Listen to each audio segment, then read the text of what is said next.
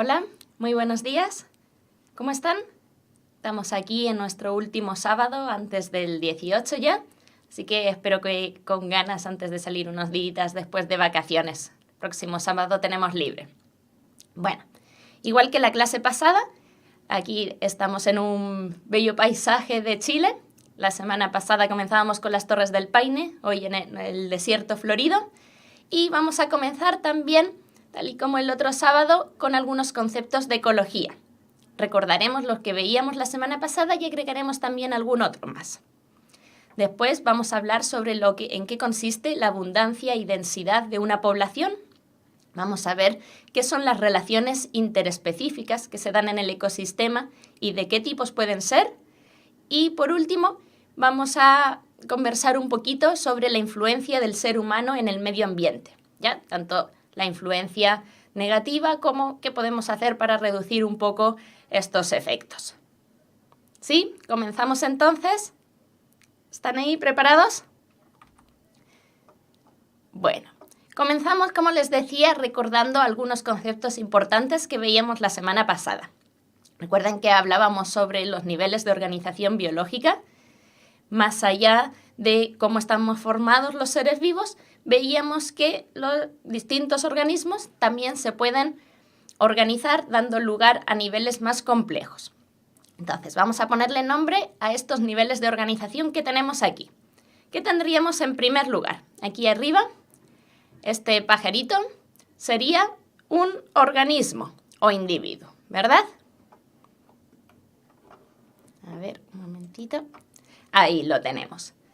Entonces, cuando este individuo convive con otros miembros de su misma especie en un determinado lugar, en cierto momento, y entre ellos se establecen distintas relaciones, son capaces de reproducirse entre sí. Todos ellos constituyen una... A ver, ahora sí, necesito que participemos. ¿Cómo se llamaría esa...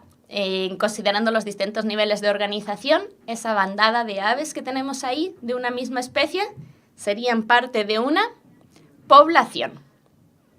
Por otro lado, muy buenos días, Cristóbal, todos los que nos siguen escuchando, gracias por los saludos y ojalá, como les digo, puedan participar también, ir comentando para hacer la clase un poco más interactiva, ¿ya? Bueno, tenemos entonces un individuo que se convive con otros miembros de su misma especie formando una población. Pero además las poblaciones nunca están aisladas del resto, sino que también interactúan con otros organismos de diferentes especies, ya sea otros animales, vegetales y también hongos, microorganismos de distinto tipo, etc. Entonces, todos ellos, todos los seres vivos que habitan en un determinado área, en un cierto momento, constituyen una comunidad, ¿verdad? Una comunidad biológica. Y por último, estos organismos también, además de interactuar entre sí, interactúan con el medio, ¿ya? Con los distintos factores abióticos, los componentes del suelo, el aire, y es importante la temperatura, las precipitaciones. Y todo ello, los organismos vivos, junto con los factores bióticos y las relaciones que se establecen entre ambos, constituyen un ecosistema. ¿Ya? Entonces, estos son niveles que deben conocer y que por eso estamos recordando, aunque ya los habíamos visto la semana pasada. Aquí tenemos otra imagen donde vemos diferentes espacios con distintos tipos de animales también, diferentes tipos de vegetación, medio acuático, ecosistema de montaña, etc., para representar otro concepto que también es importante que consideremos y que es la biodiversidad. ¿Ya? La biodiversidad, como indica su nombre, es lo mismo que diversidad biológica, es la diversidad de seres vivos que existen en un determinado lugar. Muy buenos días ahí a los que nos siguen desde Peñalolén también. Como saben, la biodiversidad es un bien que debemos conservar y para ello es importante también que conozcamos un poquito más sobre este concepto. la biodiversidad se puede considerar a diferentes niveles. Por una parte, existe la biodiversidad en cuanto a ecosistemas. La diversidad de distintos tipos de ecosistemas, distintos ambientes que se van a caracterizar por diferentes condiciones climáticas y la presencia de distintos organismos vivos. Y la tenemos representada en esta imagen, además muy presente en nuestro país. Tenemos una gran diversidad de ecosistemas marinos, ecosistemas desérticos, de bosque más húmedo, etcétera, de montaña. Entonces, es importante esta biodiversidad porque en cada uno de los distintos tipos de ecosistemas encontramos condiciones muy diversas. Además, dentro de un ecosistema tenemos obviamente distintas especies, animales, vegetales y de otros reinos también. Y esa es la diversidad a la que más nos solemos referir, como la variedad de organismos que existen en un determinado lugar, que los podemos conservar muchas veces gracias a figuras de protección como las reservas nacionales, etcétera, y que vemos también representadas aquí en cada ambiente con la presencia de distintos organismos. Y por último, también dentro de los organismos de la misma especie existe diversidad dentro de ellos. No todos los organismos de una especie somos obviamente iguales entre sí. Igual que los seres humanos somos diferentes, los organismos de otras especies también son distintos entre sí. Y esa variabilidad genética también es muy importante que la conservemos. A veces, por ejemplo, los cultivos realizados por el ser humano se tienden a seleccionar ciertas características, haciendo que toda la población sea muy homogénea. Sin embargo, de manera natural existe una gran diversidad, como decíamos, entre organismos de la misma especie, que es fundamental para la evolución de la misma especie, para que ésta pueda mantenerse en el tiempo y hacer frente a los cambios que puedan ocurrir en el ambiente. ¿Ya? Entonces, la biodiversidad o diversidad biológica se da en estos tres niveles: a nivel de ecosistemas, diferentes tipos de ambientes, a nivel de especies dentro de un ecosistema, y también a nivel genético dentro de los organismos de una misma especie. Bueno, seguimos ahora centrándonos un poco más en la población, es decir, en esos grupos de organismos de una misma especie. Vamos a ver dos conceptos que son los de abundancia y densidad poblacional. Tenemos aquí unos valores. Dice que tenemos una población que está constituida por 20 leones que habitan en 100 hectáreas, ¿ya?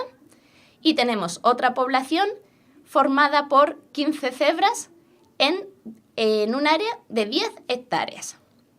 Entonces, ¿cuál de esas dos poblaciones tendría una mayor abundancia o un mayor tamaño poblacional? También se puede denominar de esta forma.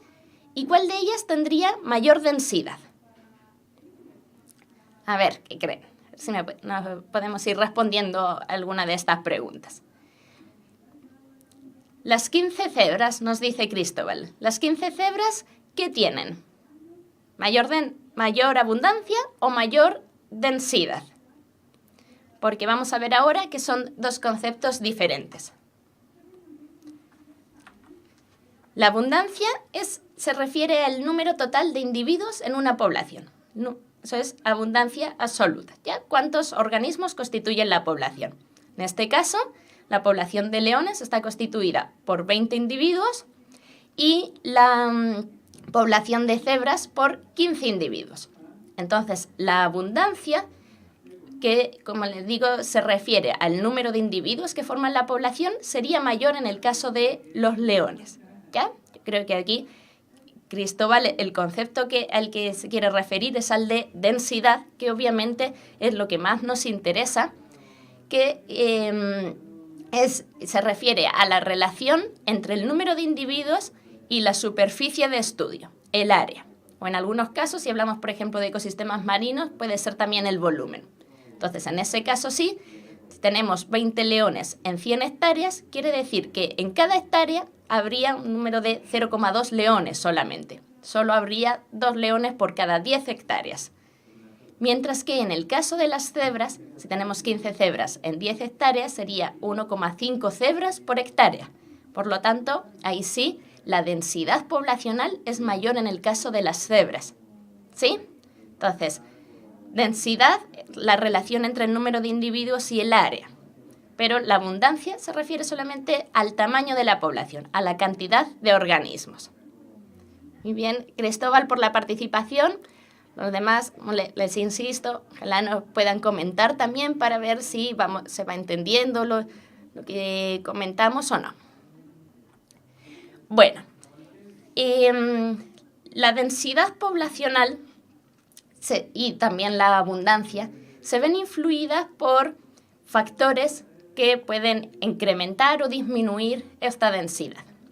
Vamos a ver a partir de un ejercicio, que por cierto es un ejercicio tomado de la PSU, pero que creo que podemos resolver entre todos. Vamos a ver algunos factores que influyen en la densidad poblacional y de qué manera lo hacen. Ya he tomado este ejercicio porque creo que incluye conceptos que no son a todos familiares y vamos a hacernos conscientes aquí de qué influencia tienen sobre la densidad. Ya veamos el ejercicio. Dice, el diagrama muestra 4 procesos biológicos y el efecto que provocan en la densidad poblacional. Ven ahí que tenemos representado con un rectángulo la densidad poblacional. Con el número 1 referimos a un factor que tiende a aumentar la densidad. Con el número 2 tenemos otro que la disminuye. El factor 3 disminuye también la densidad y el factor 4 la aumenta. ¿Ya? Es decir, hay 2 factores que tienden a aumentar la densidad y 2 que tienen un efecto negativo sobre la densidad poblacional, es decir, sobre la cantidad de individuos por área. Y en las alternativas tenemos que identificar cada uno de esos factores. No las voy a leer todas porque son las mismas palabras que se repiten, pero tenemos entonces en conjunto la natalidad y mortalidad, migración, emigración e inmigración. ¿Sí? Entonces, ¿cuál sería la alternativa correcta según esto? ¿De qué manera podemos escoger a qué factor pueden corresponder los números 1, 2, 3 y 4? ¿Sí? ¿Se entiende la pregunta? ¿Alguien que se anime a elegir una alternativa para que veamos por qué sí o por qué no?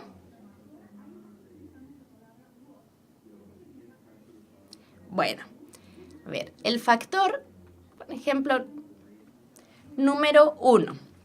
Como ven, y aquí Cecilia dice que responde en la B. Vamos a ver. Ya coincidimos aquí, efectivamente, el factor número 1 podría corresponder a la natalidad, que tiene un efecto positivo sobre la densidad poblacional, ¿sí? Porque se refiere al número de individuos que nacen. Se puede medir como número de individuos por cada 1000 habitantes, por ejemplo, número de nacimientos. Entonces, obviamente, si nacen más personas o más individuos de cualquier otra especie, tiende a aumentar la densidad de la población. Y aquí tenemos que hablan de la B y la D. Bueno, en ambos casos podría ser la primera opción, porque ¿qué ocurre con la inmigración? La inmigración se refiere al número de individuos que llegan a una determinada población. Inmigración, que entran. ¿Ya? Entonces también es un factor que tiene un efecto positivo sobre la densidad poblacional. Después tendríamos en ambas el número 2, que es emigración. Emigración se refiere a los individuos que salen de la población, que se van hacia otra, pasan a formar parte de otra población diferente. Por lo tanto, efectivamente, tiene un efecto positivo. Veamos después. El número 3 sería, según la opción B, mortalidad. La mortalidad se refiere al número de individuos que mueren, que fallecen en un determinado periodo de tiempo por cada cierta cantidad de individuos. Entonces, efectivamente, tiene un efecto negativo sobre la densidad poblacional. Podría ser en ese sentido, vamos bien con la opción B. ¿Qué pasaría aquí con la opción D? Según la opción D, el número 3 sería la natalidad. La natalidad podría corresponder al número 3. no nos coincidiría porque la natalidad, número de nacimientos, tiene un efecto positivo y no negativo como aparece en el diagrama. ¿Y qué pasaría con el número 4? Ya habíamos visto, inmigración, número de individuos que llegan a una población, efectivamente tiene un efecto positivo. Entonces, ¿alguien quiere cambiar su alternativa? ¿Cuál sería aquí la correcta?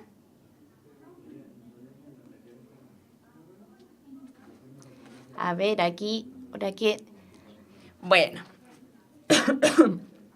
Efectivamente, la alternativa correcta, como muy bien respondían ahí en Peñalolén, es la B, porque tanto natalidad como inmigración tienen un efecto positivo sobre la densidad poblacional, porque se refiere a los individuos que nacen y que llegan a una población, y emigración y mortalidad tiene un efecto negativo, porque se refiere a los individuos que bien se van de la población o mueren. ¿Ya? Por lo tanto, esa sería la alternativa correcta. En la alternativa D teníamos algunas que coincidían, pero en otros casos no cumplían las características que representa el diagrama. ¿Ya? Espero que se haya entendido, si no después lo pueden ver con más calma. El siguiente punto del que vamos a hablar son las relaciones interespecíficas. ¿Ya? Relaciones, entonces, que ocurren entre individuos, entre organismos de distintas especies. Interespecíficas son entre especies. Se pueden dar también relaciones intraespecíficas, que son entre organismos de la misma especie, pero aquí nos vamos a referir a las que ocurren entre distintos tipos de organismos. Entonces, estas relaciones que ocurren entre diferentes poblaciones, por lo tanto, que conviven en un mismo ecosistema, pueden resultar beneficiosas para uno de los organismos o perjudiciales. ¿Ya? Los organismos pueden o bien resultar beneficiados por interactuar con otro, pueden ser perjudicados, tener alguna consecuencia negativa, o también vamos a ver que en algunos casos la relación puede ser indiferente para alguno de los miembros de la población. Y según eso, vamos a poder distinguir entre distintos tipos de interacciones, ¿ya? O de relaciones. Entonces, vamos a ver por medio de este cuadro, utilizando una simbología también, que indica el efecto que tiene la relación para las dos especies que interactúan. En primer lugar, tenemos una relación que se da siempre en todos los ecosistemas, que puede ocurrir entre organismos de la misma especie, pero también entre organismos de distintas especies, que es la competencia. Ya siempre que los organismos viven en un determinado área, en un cierto ecosistema, puede darse entre ellos competencia por los distintos recursos, ya sea por el mismo espacio, por el alimento, el agua, como les decía, el espacio, los lugares de refugio, etc. Entonces, al establecerse una competencia, siempre esta relación va a ser negativa para ambos. ¿Ya? Si entran en competencia, dos organismos se van a ver, en cierto modo, perjudicados. Aunque puede haber alguno que tenga más ventaja sobre el otro, pero ambos van a tener que luchar por los recursos, por lo tanto, la relación de competencia es negativa para ambos, ¿ya? Por eso tenemos ahí dos signos menos. Después tenemos una relación bien conocida, que es la de depredación. Cuando un organismo de una cierta especie, que sería el depredador, se alimenta de un organismo de otra especie, que por lo tanto se convierte en su presa, ¿ya? Esta relación obviamente es positiva para el depredador, que se alimenta del otro organismo, y negativa para la presa, que es cazada y muere como consecuencia de la relación que se establece con el depredador. ¿Sí?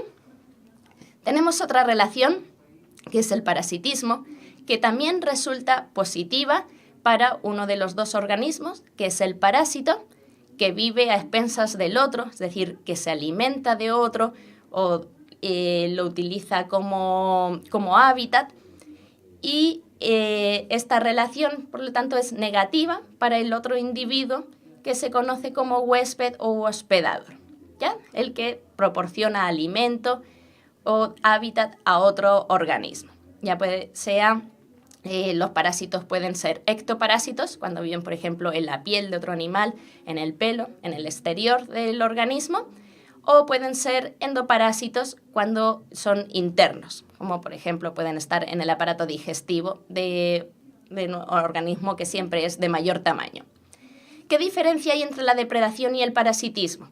Que el parasitismo, en principio, nos supone la muerte del individuo que se ve perjudicado, del huésped u hospedador. Así que perjudicado porque tiene alguna consecuencia negativa, como por la presencia de parásitos en su cuerpo, pero no muere directamente como consecuencia de esta relación. Después tenemos que también los organismos pueden ser beneficiados por las relaciones que se establecen entre ellos. En este caso hablamos de mutualismo, cuando ambos organismos participantes en una relación obtienen beneficio mutuo, ¿ya? Ambos se ven beneficiados de una relación que se establece entre ellos. El ejemplo más común es el de las abejas u otros insectos y las flores, por ejemplo. Las abejas se alimentan del néctar de las flores y además, gracias a ello, las flores se reproducen porque las abejas participan en la polinización al transportar polen de una flor a otra. ¿Ya? Ambos se ven beneficiados. Cuando la relación entre ambos organismos es muy estrecha y es fundamental para ambos, como ocurre, por ejemplo, entre nosotros los seres humanos y los microorganismos que viven en nuestros intestinos, los que constituyen nuestra flora intestinal o microbiota intestinal, se habla de simbiosis, cuando la relación es beneficiosa para ambos, pero además es necesaria. Ya uno depende del otro. Y por último, que podríamos hablar de otras relaciones, pero dentro de las más importantes que queremos destacar, tenemos también el comensalismo. Cuando un determinado organismo obtiene un beneficio gracias a la relación con el organismo de otra especie, que puede ser un beneficio de que obtiene alimento transportado gracias a otro organismo o recibe hospedaje, y el otro no se ve afectado, ni beneficiado ni perjudicado. ¿Ya? Por eso ahí tenemos un signo positivo y un cero, porque hay un organismo que se beneficia de una relación y otro al que le es indiferente esa relación. Lo vamos a ver mejor ahora con algunos ejemplos. ¿Ya? Tenemos aquí unas imágenes y las vamos a analizar para ver de qué tipo podría ser la relación en cada uno de ellos. Por ejemplo, aquí arriba tenemos un caso muy típico que se suele poner como ejemplo de una de las relaciones que hemos visto, que es la relación que se establece entre el tiburón y el pez rémora. El pez rémora es un pez que se desplaza junto a los tiburones de forma habitual y se alimenta de los restos de comida que el tiburón va dejando cuando caza otras presas. ¿Ya? Como consecuencia de la depredación, va desprendiendo restos de alimento y el pez rémora se aprovecha de ellos. Entonces, el pez rémora obviamente obtiene un beneficio de la relación con el tiburón y realmente el tiburón le es indiferente que estos pececitos lo acompañen. Entonces, ¿qué tipo de relación tendríamos aquí? Un organismo se ve beneficiado, al otro le es indiferente la relación. En principio, no observamos un gran efecto ni positivo ni negativo de esta interacción, por lo tanto sería un ejemplo de comensalismo, ¿ya? Aquí en el primer caso.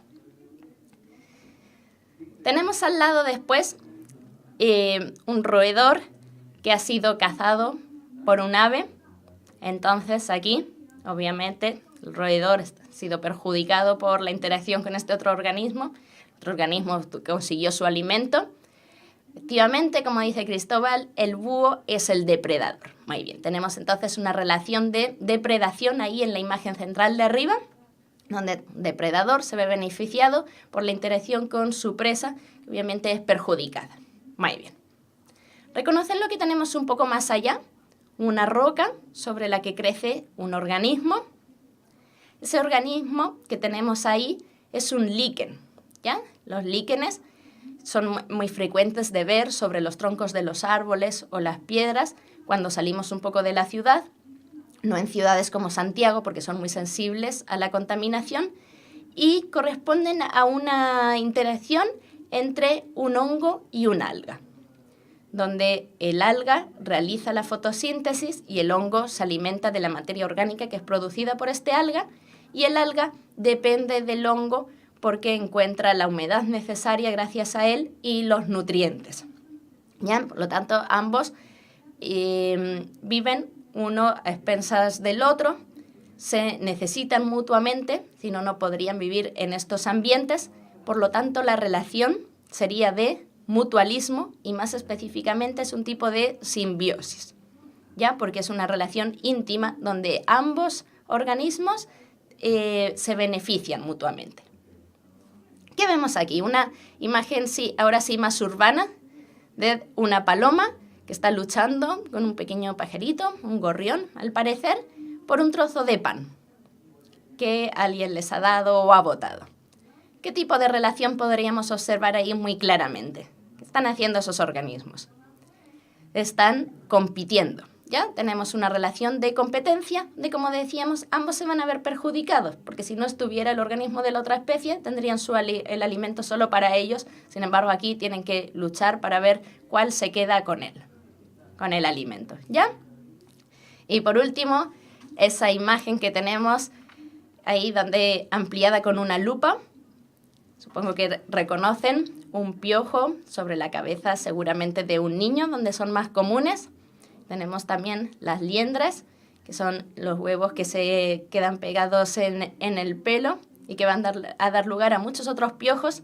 ¿Qué relación se establece ahí entre el piojo y el niño? Sería una relación de parasitismo, ¿verdad? Donde el piojo tiene un beneficio, necesita estar en la cabeza del niño para obtener el alimento a través de su sangre y tiene también cobijo.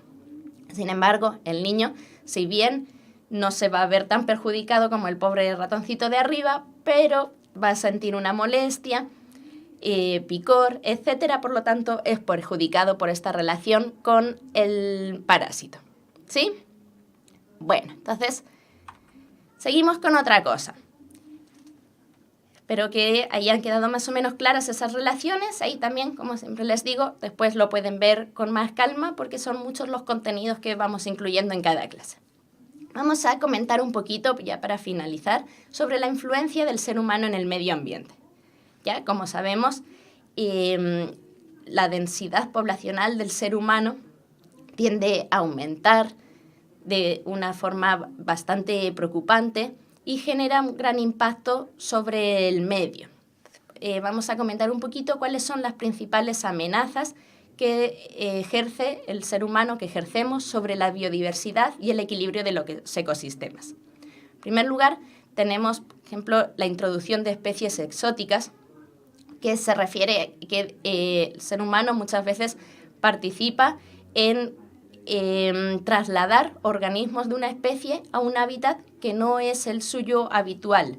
Y eso obviamente tiene efectos negativos sobre el ecosistema al cual llega la especie, que también se conoce como alóctona, porque puede interferir en las relaciones alimentarias que ya existían en la población. A veces no tienen competencia natural, se pueden convertir en plaga, etc. Lo que ocurre, por ejemplo, con las cotorras argentinas, ¿ya? Es un ejemplo de especie exótica incluida en nuestro país y en muchos otros lugares. La sobreexplotación de los recursos naturales es otro de los principales efectos negativos que ejerce el ser humano en el medio, ya sea a través de la pesca, de la tala indiscriminada, etc. Vamos agotando muchos recursos a un ritmo mucho mayor al que se regeneran en algunos casos. Si bien pueden ser recursos renovables como la flora y la fauna, pero la tasa de consumo es más elevada que la tasa de regeneración, les decía. Por otra parte, contaminación de distintos tipos, ya sea sobre el medio acuático, sobre el aire, a través de los distintos tipos de emisiones, o sobre el suelo, que también es un recurso fundamental, muy asociado a la fauna y a la flora principalmente, y que debemos tratar de conservar. Después vamos a ver un poquito más sobre eso. Los cambios climáticos globales, algo muy, muy hablado debido a su importancia en estos últimos años, y vamos a hablar un poquito más sobre este último punto, ¿sí? Aunque podríamos hablar muchas clases sobre estos temas, pero nos vamos a centrar un poquito en los cambios climáticos globales. Todos hemos escuchado hablar sobre el efecto invernadero, seguramente, ¿verdad? Es un fenómeno atmosférico que de forma natural, esto es muy importante, se da en nuestro planeta. ¿Ya? El efecto invernadero recibe este nombre porque es algo similar a lo que ocurre en el interior de un invernadero. Podemos observar también en un auto, por ejemplo. La radiación solar llega al planeta y parte de ella queda atrapado por los gases de la atmósfera. Esto ha ocurrido siempre y es fundamental para la existencia de vida en el planeta, para que se pueda mantener una temperatura lo suficientemente alta. ¿Sí? Si la radiación solar fuera reflejada totalmente hacia el exterior, la temperatura sería mucho más baja. Pero, ¿qué ocurre? El efecto invernadero llevado a cabo por distintos gases, entre los que se encuentran, como ven ahí, el vapor de agua, pero también otros como el dióxido de carbono, igual un componente normal de la atmósfera, el metano, también ciertos óxidos de nitrógeno, ozono, compuestos clorofluorocarbonados, que además son responsables de la degradación de la capa de ozono, que es otro efecto del que también podríamos conversar en otro momento, etc. Dentro de estos gases, algunos han aumentado mucho su concentración en la atmósfera en los últimos años, a partir de la revolución industrial y cada vez más, debido principalmente a la quema de combustibles fósiles. Y aquí destaca el dióxido de carbono como el gas que más está aumentando su concentración y que tiene un efecto importante dentro del efecto invernadero. Entonces, ¿qué ocurre? Al aumentar cada vez más la concentración de ciertos gases, como les digo, principalmente el dióxido de carbono, la temperatura global del planeta también está aumentando en cierta medida. Y ese aumento obviamente tiene consecuencias sobre todos los ecosistemas. ¿Ya? Por lo tanto, si bien el efecto invernadero es un efecto normal dentro del planeta, su incremento debido a la liberación excesiva de dióxido de carbono, sobre todo como consecuencia de la quema de combustibles fósiles como el carbón, el petróleo, el gas, tiene un efecto preocupante sobre la temperatura global. ¿Sí? Bueno, y por último, ¿qué podemos hacer para aminorar un poco estos efectos que estamos realizando sobre el medio ambiente? En las últimas décadas ha ido aumentando ya cada vez más la preocupación a nivel individual y también de los gobiernos por la protección y la conservación del medio ambiente, ¿ya?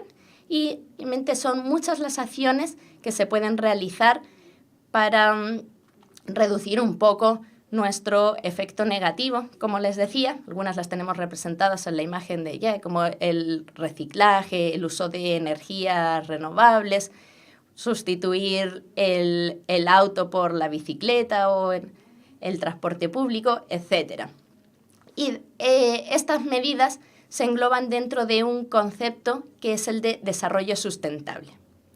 El desarrollo sustentable, concepto surgió ya en los años 80, que incorpora o tiende a llegar a un equilibrio entre estos tres factores que tenemos aquí. El factor ecológico, queremos preservar nuestros ecosistemas, el factor social y el económico, porque se trata de asegurar el poder permitir el desarrollo y el bienestar de las generaciones actuales, pero sin comprometer el desarrollo también de las futuras generaciones y su bienestar, ¿ya? Entonces, el desarrollo sustentable no es una preservación estricta que pretenda dejar todo tal y como está, ya que eso no es posible actualmente, pero sí que trata de armonizar el desarrollo económico con el bienestar y la equidad social y la conservación dentro de lo posible de nuestro medio.